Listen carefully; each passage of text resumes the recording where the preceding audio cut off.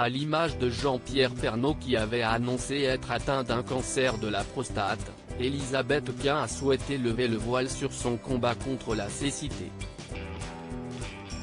En 2019, CIST à travers son récit personnel, intitulé La nuit se lève, que la journaliste avait révélé être atteinte d'un double glaucome qui lui fait perdre progressivement la vue.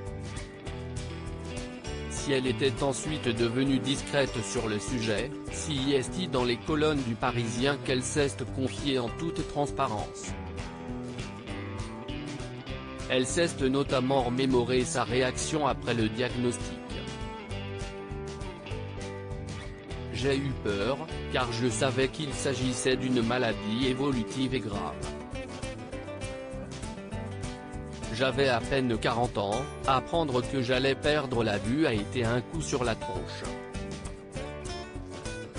Refusant d'admettre ce lien entre la maladie et moi, j'ai traversé une période de déni qui a duré 6 mois. Puis une amie m'a raisonné. J'ai arrêté de faire l'autruche et pris rendez-vous chez un ophtalmo, a expliqué Elisabeth Quint. Amoureuse de l'art sous toutes ses formes, la journaliste a alors développé de nombreuses peurs. Elle raconte, de ne plus pouvoir faire les choses que j'aime, contempler le visage de ma fille, aller au spectacle et au cinéma avec mon amoureux, m'extasier devant un paysage, admirer un tableau, travailler. Moi qui dévore la presse et la littérature, ma plus grande angoisse est de ne plus pouvoir lire.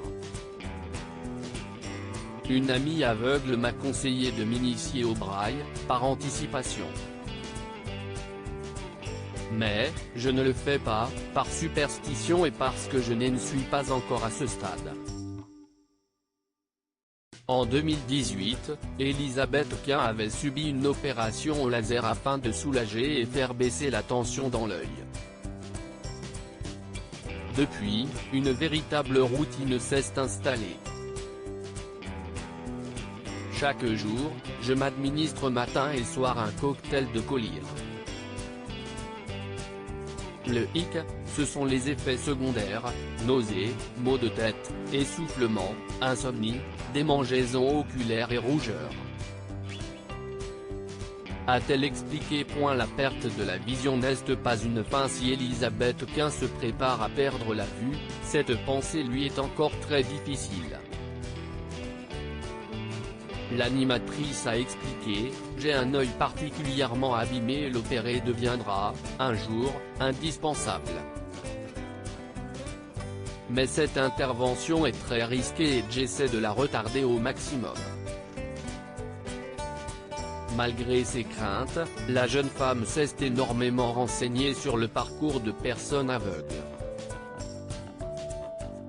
Pour le Parisien, elle s'est notamment souvenue du parcours de Salim Ejnaini qu'elle avait reçu dans 28 minutes sur Arte. Frappé par un cancer de la rétine à l'âge de 6 mois, il est devenu un cavalier hors pair et participe, avec des valides, aux plus grandes compétitions de saut d'obstacles. Ce genre de parcours me laisse penser que la perte de la vision n'est pas une fin. Et qu'il y a une lumière au bout du tunnel.